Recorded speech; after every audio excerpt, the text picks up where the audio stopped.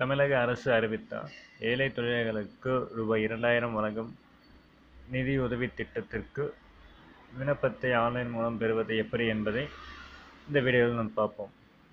வாங்க பார்க்கலாம்.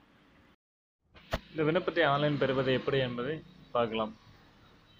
நீங்கள் கூகுளில் டிஎன்ஆர்டி என்று டைப் செய்து ஐ எம் ஃபீலிங் லக்கி அப்படின்னு கிளிக் பண்ணால் rural development and panchayat Raj department அந்த வெப்சைட்குள்ளே போயிடும்.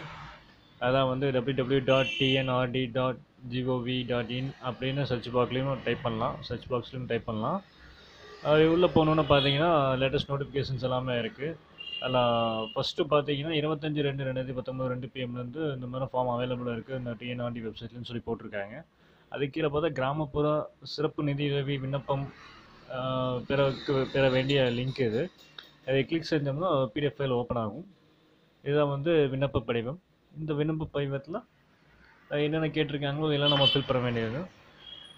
இல்லை மாவட்டம், கிராம, ஊராட்சி, ஒன்றியம் இதெல்லாம் ஃபில் பண்ணுங்க. அப்புறம் குடும்ப தலைவி பெயர், தலைவி இல்லைன்னா தலைவர் பெயர் குறிப்பிடலாம்.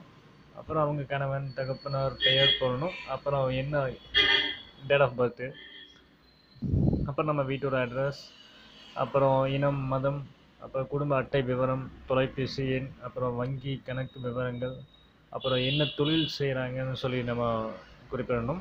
அப்புறம் சொத்து விவரம், வீடு சொந்த வீடா, வாடகை வீடா, குடிசையா, ஓட்டு வீடா, தாசான்னு சொல்லி.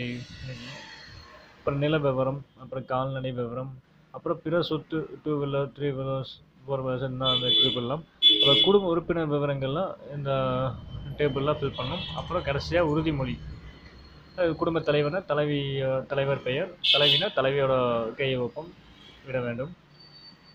அடுத்த லிங்க் பார்த்தீங்கன்னா நகர்ப்புற